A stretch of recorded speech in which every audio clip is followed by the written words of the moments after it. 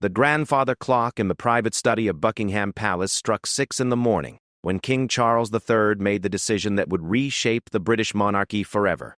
Outside, London was still wrapped in the grey embrace of dawn, but inside the oak-paneled room, the weight of history pressed down on the king's shoulders like a heavy crown. Charles sat behind the mahogany desk that had served his mother for decades, staring at the official documents spread before him. The papers contained proposals that would fundamentally alter the power structure within the royal household. For months, tensions had been building behind the palace walls, invisible to the public but deeply felt by those who lived and worked within the ancient institution. Queen Camilla had been struggling. Despite her years of dedication and her gradual acceptance by the British people, she found herself increasingly overwhelmed by the complex web of royal duties and protocols. The burden of being queen consort, with all its ceremonial obligations and behind-the-scenes responsibilities, had begun to take its toll. Charles had watched his wife with growing concern as she navigated the treacherous waters of royal politics, palace intrigue, and public scrutiny. The king remembered the conversation from the previous evening when Camilla had quietly entered his study, her usual composed demeanor cracked with exhaustion. She had spoken softly about the challenges she faced, the constant pressure to perform flawlessly in the public eye, and the delicate balance required to maintain harmony within the royal family. Her words had been carefully chosen, but Charles could hear the underlying plea for relief. "The role is different than I expected," Camilla had admitted, her voice barely above a whisper. "The responsibilities are immense, and I fear I'm not serving the crown as effectively as I should." She had paused, looking out the window at the palace gardens where early morning mist clung to the ancient trees. "Perhaps it's time to consider alternative arrangements." Charles had listened intently, recognizing the courage it took for his wife to voice these concerns. He had seen how the weight of queenship had affected his mother, Elizabeth II, and he understood that not everyone was built for such an all-consuming role. The monarchy needed to evolve, to adapt to changing times while maintaining its essential character and dignity. As the night wore on, Charles had found himself thinking about Catherine, the Princess of Wales. Over the years, she had demonstrated remarkable grace under pressure, an intuitive understanding of royal protocol, and a natural ability to connect with people from all walks of life. Her work with various charities had shown her dedication to service, while her handling of media attention revealed a sophisticated understanding of public relations and royal image management. Catherine had grown into her role with confidence and skill. She possessed qualities that seemed to come naturally to her: diplomacy, warmth, intelligence, and an almost instinctive grasp of what the monarchy needed in the modern era. The public loved her, the media respected her, and even the most traditional courtiers had begun to see her as the future of the royal family. The king picked up his fountain pen, the same one his mother had used to sign countless official documents. The weight of it felt familiar in his hand, a tangible connection to the long line of monarchs who had faced difficult decisions before him. He thought about the conversation he would need to have with Catherine, the discussions with palace advisors, and the careful orchestration required to implement such a significant change. Outside, the city was beginning to wake up. The distant hum of traffic grew louder as London prepared for another day, unaware that within the palace walls, a decision was being made that would alter the course of royal history. Charles understood that this move would generate controversy, criticism, and intense media scrutiny. Some would see it as a sign of weakness or instability within the monarchy. Others might view it as a progressive step toward modernization. But the king had learned from his mother's reign that sometimes the most difficult decisions were also the most necessary ones. The monarchy's survival depended on its ability to adapt while maintaining its core values and traditions. Elizabeth II had navigated the institution through decades of social change, and now it was Charles's turn to make the hard choices that would secure the crown's future. The documents before him outlined a gradual transition of certain royal responsibilities from Queen Camilla to Catherine, Princess of Wales. It wasn't a complete abdication of Camilla's role, but rather a strategic redistribution of duties that would play to each woman's strengths while ensuring the monarchy continued to function effectively in an increasingly complex world. Charles thought about his sons, William and Harry, and how this decision might affect them. William, as heir to the throne, would undoubtedly support any move that strengthened his wife's position within the royal hierarchy.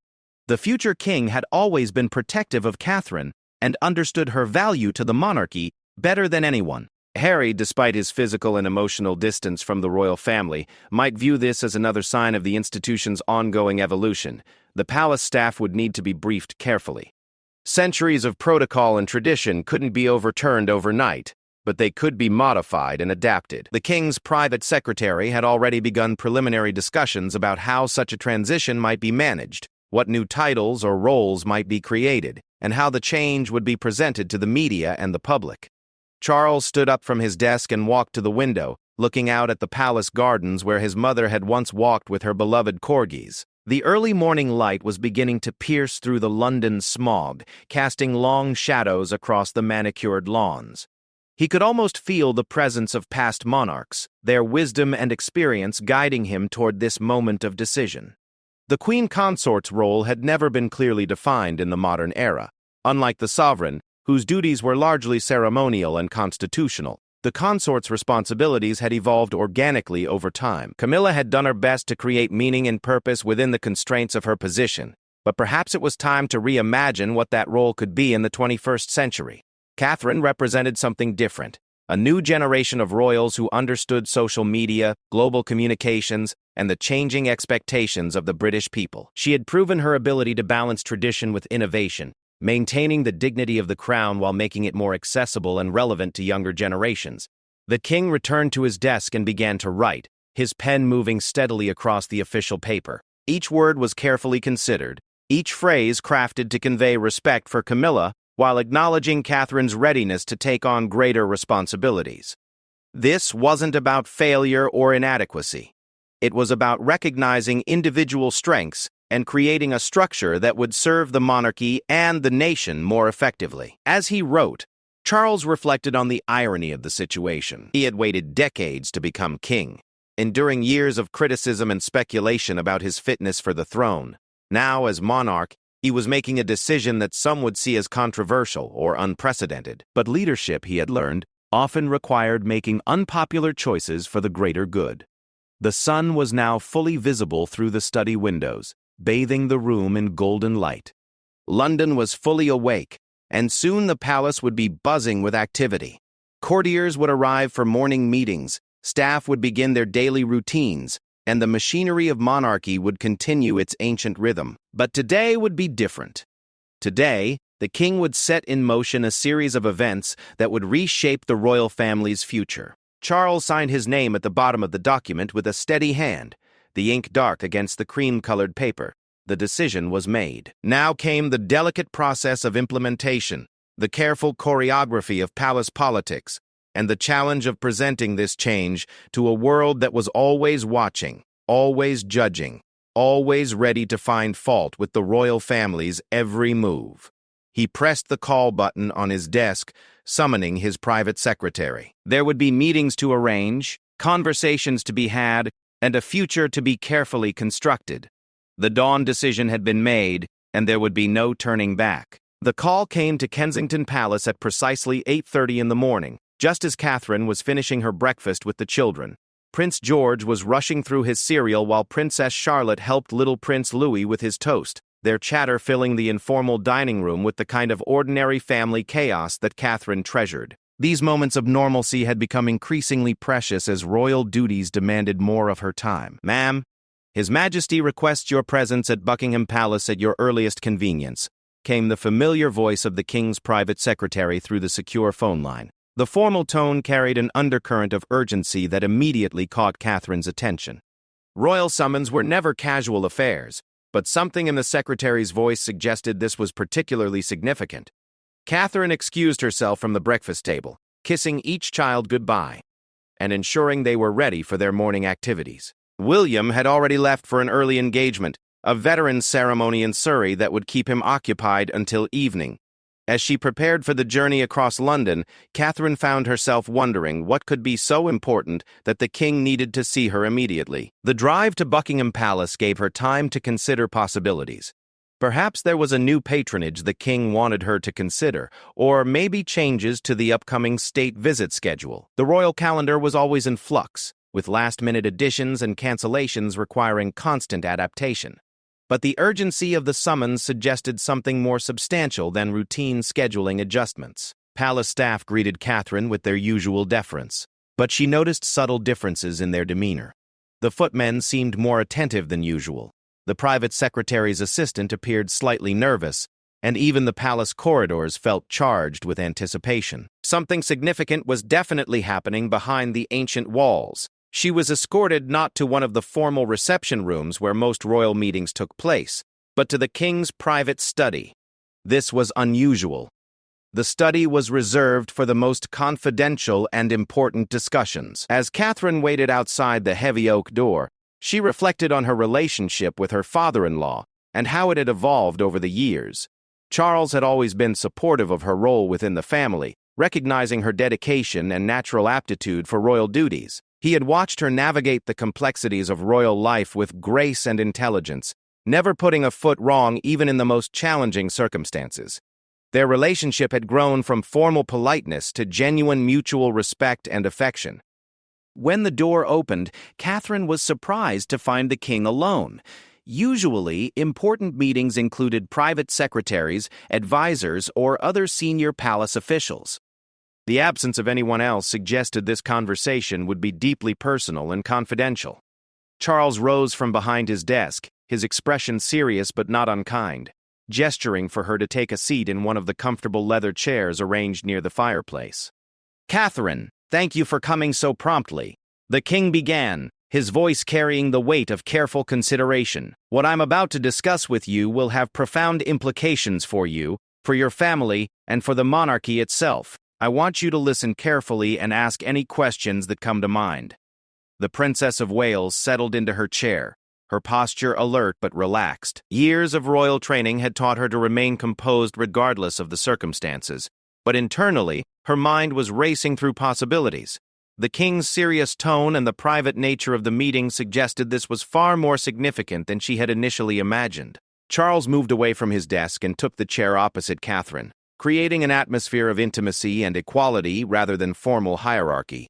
"You've been part of our family for over a decade now," he continued. "In that time, you've demonstrated qualities that are essential to the monarchy's future: discretion, intelligence, compassion, and an intuitive understanding of what the crown represents in the modern world." Catherine listened intently, recognizing that these words were leading somewhere important. The king's praise was genuine but purposeful, setting the foundation for whatever revelation was to come. She had learned to read the subtle currents of royal communication, understanding that every word was chosen deliberately. "Camilla has served as queen consort with dedication and dignity," Charles said, his voice softening slightly when speaking of his wife. "But the role has proven more challenging than either of us anticipated. The pressures, the constant scrutiny, the complex web of responsibilities, it's taken a toll that I can no longer ignore." The king paused, allowing Catherine to absorb this information.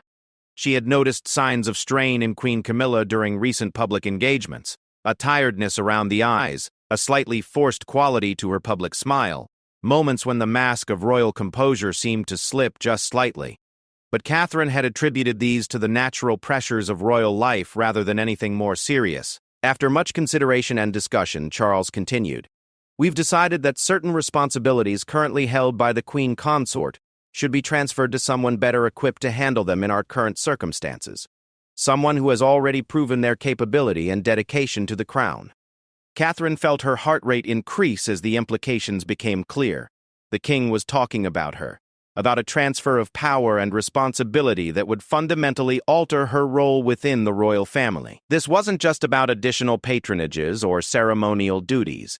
This was about stepping into a position of genuine authority within the monarchy. "I want to be absolutely clear," the king said, leaning forward slightly.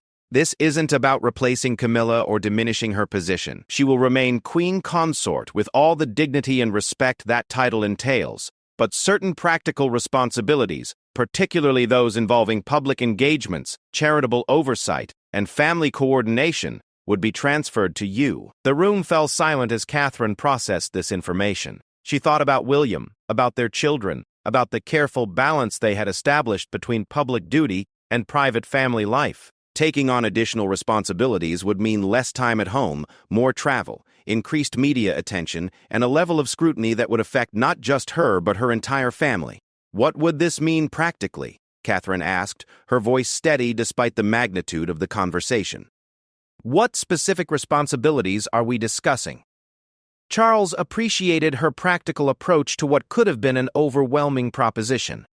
You would essentially become the senior working female royal, he explained. You would take the lead on major charitable initiatives, represent the crown at certain state functions, and serve as the primary liaison between the monarchy and various organizations and causes. Your current role as Princess of Wales would be expanded significantly. Catherine considered the implications. She had always known that her role would evolve over time, especially as William moved closer to the throne. But this acceleration of responsibility was unexpected and would require careful consideration of how it would affect her family and her ability to fulfill her duties as a wife and mother. How does William feel about this? She asked, knowing that her husband's support would be crucial to any decision she made. And what about the children? They're still so young, and I'm concerned about how increased responsibilities might affect our family time. The king nodded approvingly at her questions. William isn't aware of this conversation yet, he admitted. I wanted to speak with you first to gauge your thoughts and concerns before involving anyone else. But I believe he would be supportive.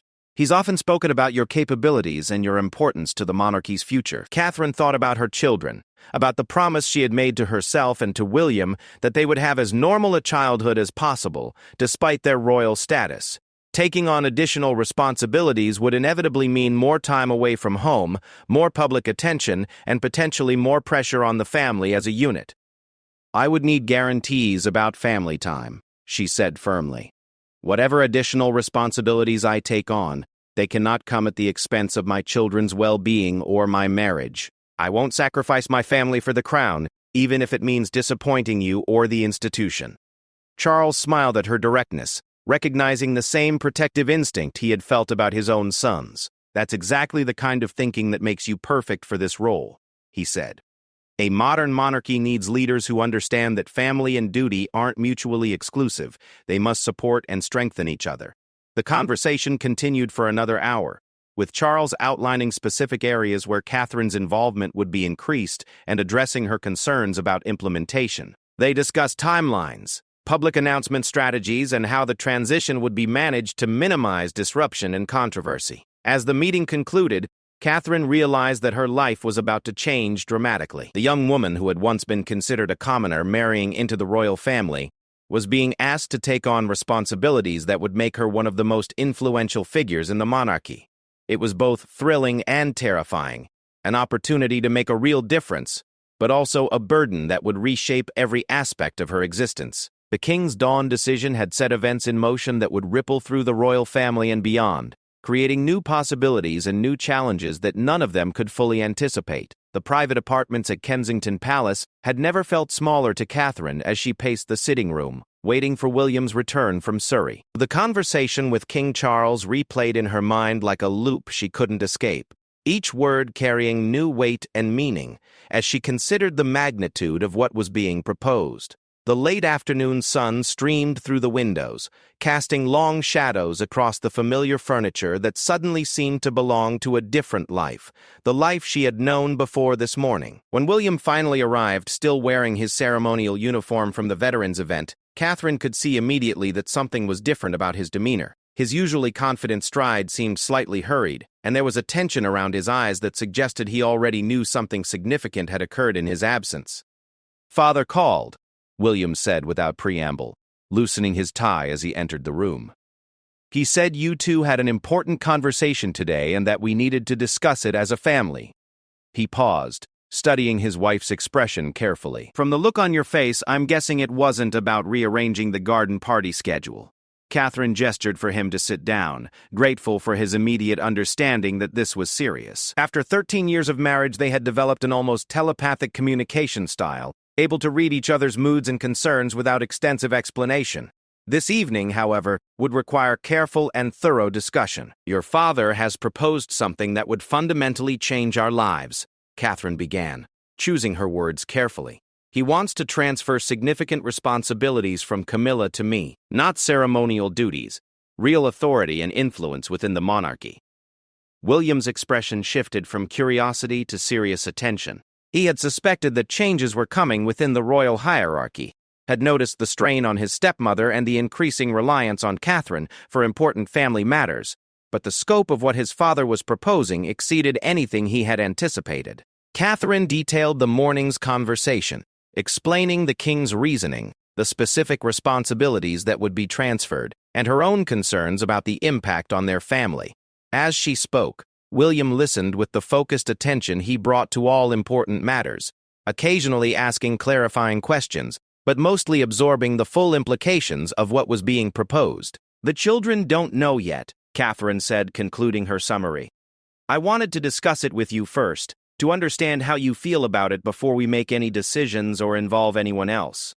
William stood up and walked to the window, looking out at the gardens where their children often played. The evening light was beginning to fade and palace security guards were starting their night routines. The scene was peaceful and familiar, a stark contrast to the upheaval being discussed inside the apartment. "I've seen this coming," William admitted, turning back to face his wife. "Not the specific proposal, but the recognition that you're becoming increasingly important to the monarchy's future. The way people respond to you, the media coverage, the feedback from palace staff. It's been building towards something like this for years." Catherine appreciated his honesty but needed to understand his feelings about the personal implications. "How do you feel about it?" she asked directly. "Not as future king, but as my husband and the father of our children. This would change everything for us." William returned to his chair, reaching for Catherine's hands. "I'm proud of you," he said simply. "Proud of how you've grown into this role, how you've handled every challenge, how you've remained true to yourself while adapting to what the institution needs. If anyone can handle increased responsibility, it's you." But Catherine could see concern in his eyes despite his supportive words. "What worries you?" she pressed, knowing him well enough to recognize when he was holding back concerns. "The pressure," William said honestly. "The increased scrutiny, the way it might affect the children, the impact on our marriage. We've worked hard to maintain some semblance of normal family life, and this would make that much more difficult." They spent the next hour discussing practical implications. How would additional responsibilities affect Catherine's schedule? What provisions could be made to protect family time? How would they explain changes to the children, particularly George, who was old enough to understand that his mother's role was evolving in significant ways? "We could establish clear boundaries," Catherine suggested. "Certain times and days that are completely off-limits for royal duties. Family holidays that can't be interrupted. A commitment that the children's needs always come first, regardless of what the crown requires." William nodded approvingly. These were the kinds of protections he had hoped his wife would insist upon. "Father would have to agree to those conditions," he pointed out, "and we'd need them in writing, not just verbal promises that could be overlooked when urgent situations arise." As they talked, both began to see the potential benefits alongside the challenges. Catherine's increased authority could allow her to pursue causes she was passionate about with greater effect. She could implement changes and initiatives that might not be possible from her current position. The monarchy would benefit from having someone in a senior role who understood modern communications, social media, and the changing expectations of younger generations. "There's another consideration," William said thoughtfully. "This could actually prepare you for your eventual role as queen consort. Rather than learning on the job after I become king, you'd have years of experience in a senior royal position." Catherine hadn't fully considered this aspect, but William was right. The transition to queen consort would be much smoother if she had already established herself in a position of authority within the royal hierarchy. It would give her credibility and experience that would serve both the monarchy and the nation well. Their discussion was interrupted by the arrival of their nanny, bringing the children to say goodnight. Prince George, now old enough to sense when important conversations were taking place, lingered slightly, clearly curious about the serious atmosphere he had detected upon entering the room. "Mama and Papa are discussing some changes that might happen with my work," Catherine explained carefully, not wanting to worry her son but recognizing his intelligence and awareness. "Nothing that would affect you children directly, but some new responsibilities I might take on." George nodded solemnly, accepting this explanation but filing it away for future reference. Charlotte and Louis, younger and more focused on their immediate needs, were content with hugs and kisses before being taken upstairs for bath time and bed. Once the children were settled, Catherine and William returned to their conversation, but now with a clearer sense of what was at stake. These weren't just abstract discussions about royal duty and constitutional responsibility. They were decisions that would affect 3 young lives and the future of their family. "I think we need to establish our non-negotiables before giving Father an answer," Catherine said. "What are the absolute requirements we need met before agreeing to this arrangement?" They spent another hour creating a list of conditions: protected family time, clear boundaries around the children's involvement in royal duties, provisions for emergency family situations, and a gradual implementation timeline that would allow everyone to adjust to the changes. They also discussed the importance of maintaining Catherine's current charitable commitments, ensuring that accepting new responsibilities didn't require abandoning causes she was already passionate about. "I want to talk to Camilla," Catherine said as their conversation began winding down. "Before we give your father an answer, I need to understand how she feels about this. This affects her directly, and I won't be party to anything that makes her feel pushed aside or diminished." William agreed, recognizing his wife's characteristic thoughtfulness and consideration for others. "That's important," he said.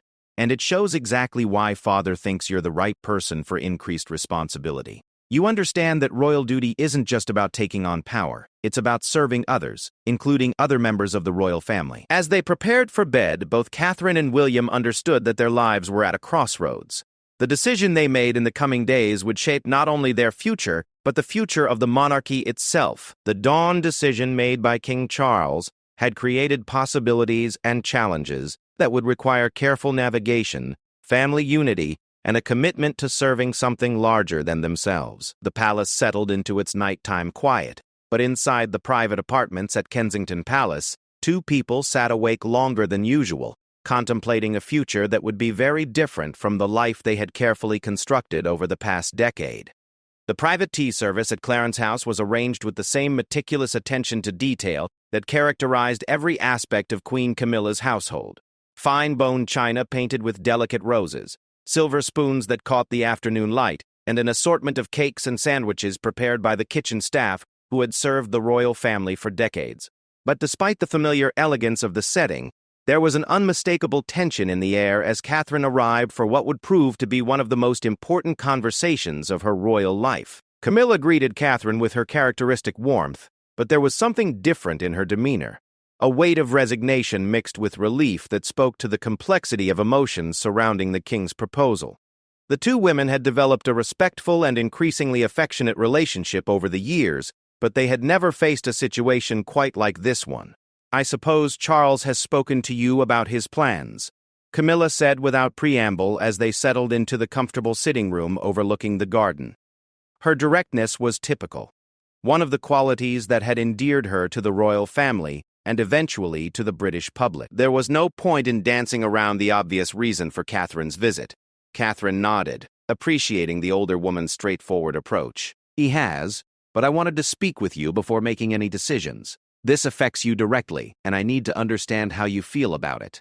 Camilla smiled, a genuine expression that reached her eyes for the first time since Catherine's arrival. "That's very like you," she said, "always thinking of others first.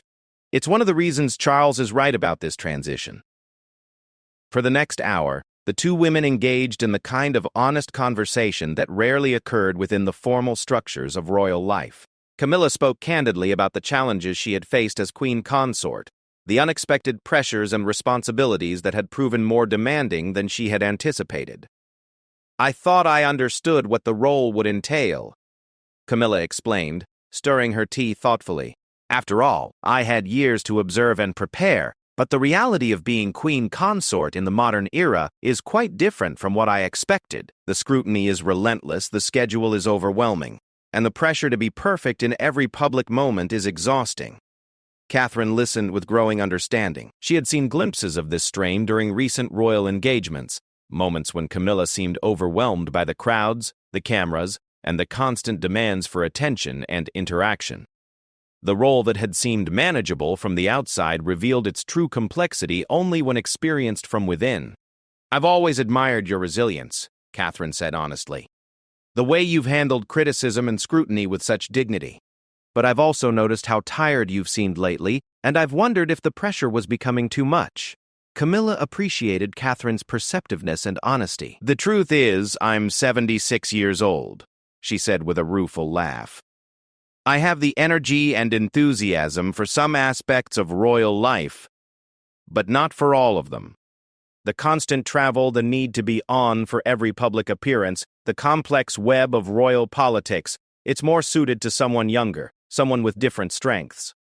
They discussed specific aspects of the Queen Consort's role, identifying which responsibilities Camilla enjoyed and excelled at versus those that had proven problematic or draining. It became clear that a strategic redistribution of duties could actually enhance both women's effectiveness while reducing pressure on Camilla. "What I love most about royal life," Camilla continued, "are the one-on-one interactions with people, the intimate charity events, the opportunity to make a real difference in individual lives.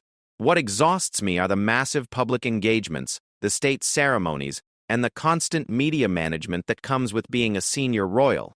Catherine began to see how a transition might work to everyone's benefit. She had always enjoyed the larger public engagements, felt energized by crowds and media interaction, and had demonstrated natural skill at managing the complex communications aspects of modern royal life. Meanwhile, Camilla's preference for smaller, more personal interactions could be preserved while reducing her overall burden. "Would you be comfortable with me taking on the larger public responsibilities?" Catherine asked carefully. "I don't want you to feel that I'm pushing you aside or taking over your role." Camilla reached across the small table and gently touched Catherine's hand. "My dear, you wouldn't be taking anything from me, you'd be giving me a gift. The chance to focus on the aspects of royal life that I genuinely enjoy while knowing that the crown is being served effectively by someone better suited to those larger responsibilities." The conversation then turned to practical matters. How would the transition be managed publicly? What would Camilla's revised role look like? How could they ensure that the media and the public understood this as a positive evolution rather than a sign of conflict or failure? The key is presenting this as strengthening the monarchy, not as anyone stepping back due to inadequacy, Camilla said with the wisdom of someone who had navigated decades of media scrutiny. "You're not replacing me, you're supplementing and enhancing what I bring to the role."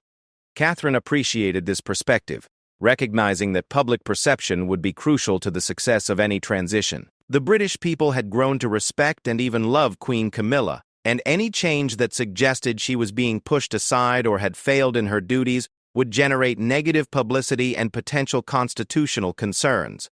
"I've been thinking about how this might actually benefit everyone involved," Catherine said. "You could focus on the causes and activities you're most passionate about, while I take on responsibilities that align with my strengths and interests. The monarchy becomes more effective because each of us is working in our areas of greatest capability." Camilla nodded enthusiastically. "Exactly. And it provides continuity as well. Rather than a dramatic change when Charles eventually passes the throne to William, there will already be an established structure with you in a senior role. It's actually quite forward-thinking when you consider the long-term implications." They discussed the impact on their respective families. Camilla's children from her first marriage had always maintained some distance from royal life, which made any adjustment to her role relatively straightforward from a family perspective. Catherine's situation was more complex, with 3 young children whose lives would be affected by any significant change in their mother's public profile. "How do William and the children feel about this?" Camilla asked with genuine concern. She had always been fond of Catherine's family and understood the challenges of balancing royal duty with family life. "William is supportive, but we're both concerned about protecting the children." Catherine admitted, "We've worked hard to give them as normal a childhood as possible, and increased responsibilities for me could affect that balance."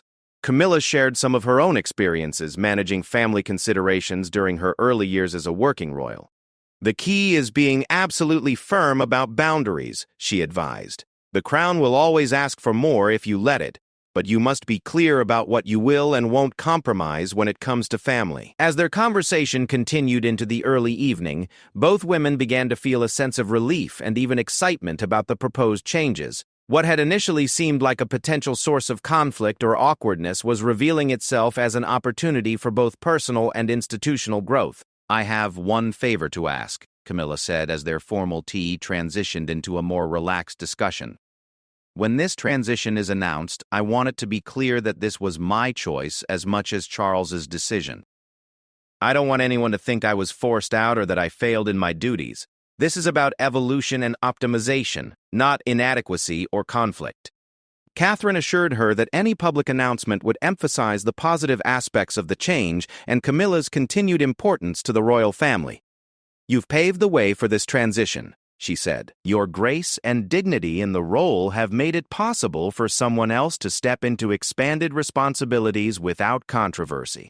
As Catherine prepared to leave Clarence's house, both women understood that they had navigated a potentially difficult conversation with mutual respect and consideration. The Queen Consort's grace in handling a significant change to her role demonstrated the very qualities that had made her beloved by the British people. Her willingness to embrace evolution rather than resist change showed wisdom that would serve the monarchy well in the years ahead. The evening light was fading as Catherine's car pulled away from Clarence's house, but inside the vehicle, she felt a sense of clarity and purpose that hadn't existed that morning. The conversation with Camilla had eliminated her final reservations about accepting the king's proposal. With the Queen Consort's blessing and support, the path forward seemed not just possible, but genuinely beneficial for everyone involved. The formal announcement came on a crisp October morning, delivered with the careful precision that characterized all major royal communications.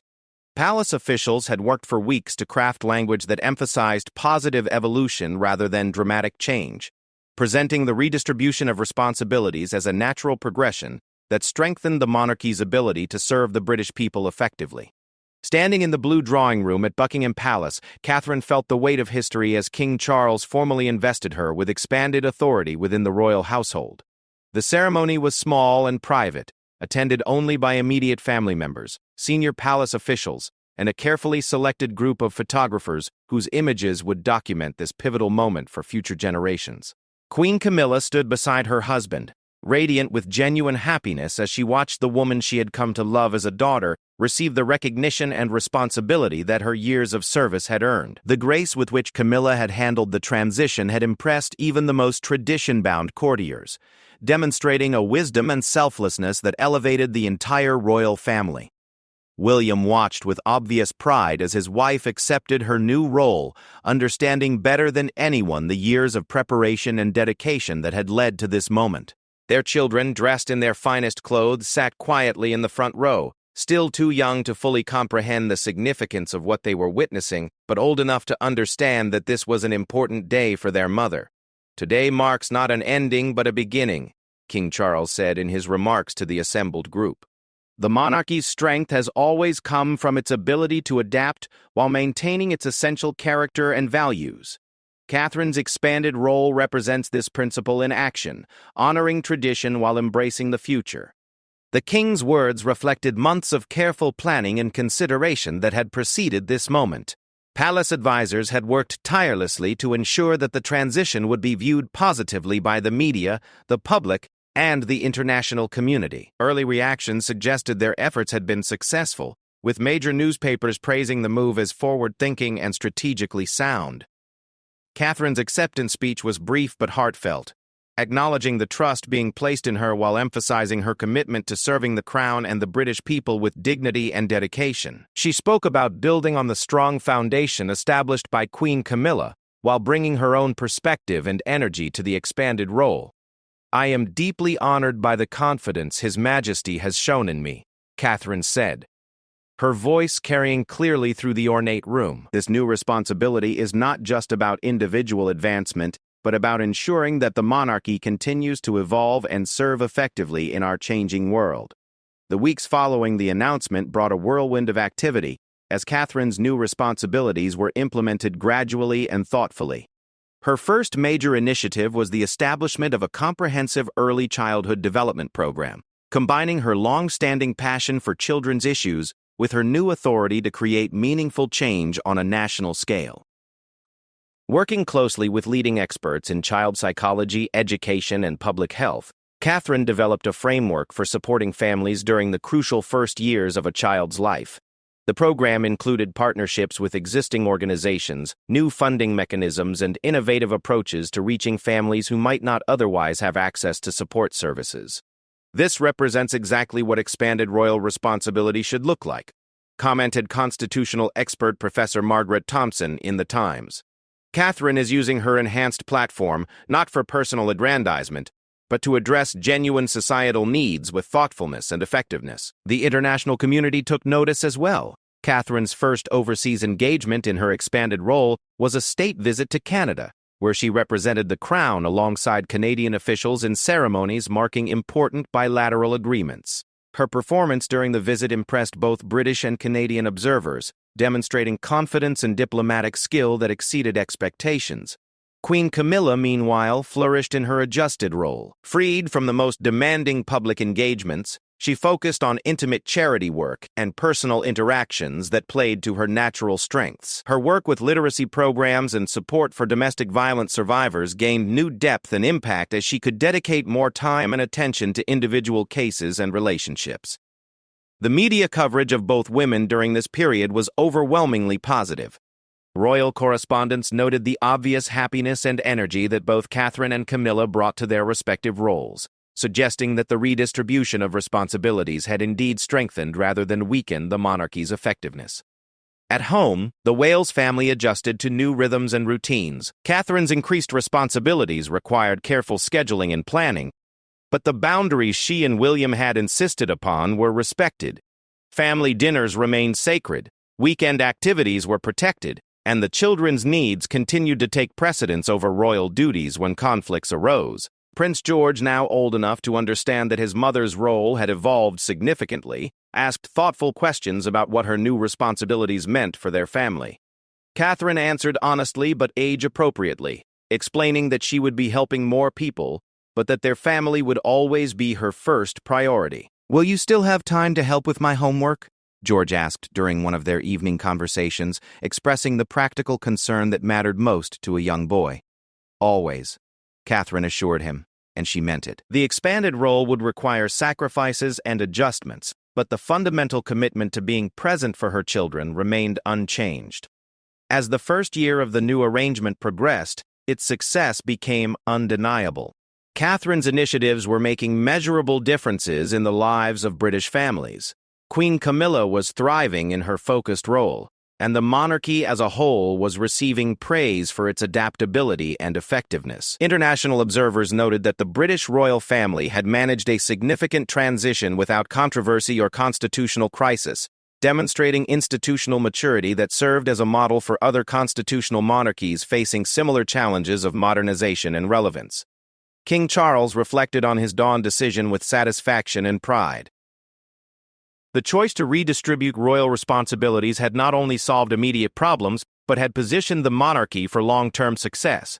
Catherine's performance in her expanded role exceeded even his optimistic expectations, while Camilla's grace and wisdom in embracing change had strengthened rather than weakened her position within the royal family. The transformation that began with a single decision made in the early morning hours of a London dawn had rippled through the royal family and beyond, creating new possibilities and renewed purpose.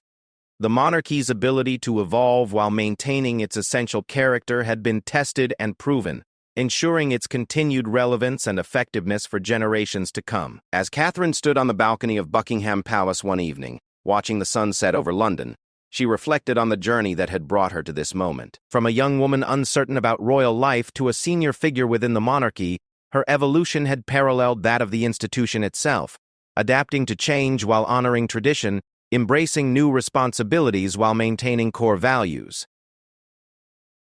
The future stretched ahead with both challenges and opportunities, but Catherine faced it with confidence, knowing that the foundation had been laid for a monarchy that could serve effectively in the modern world while preserving the dignity and continuity that made it unique. King Charles's dawn decision had indeed shaken the palace, but it had also strengthened it, creating a new chapter in the long story of the British crown.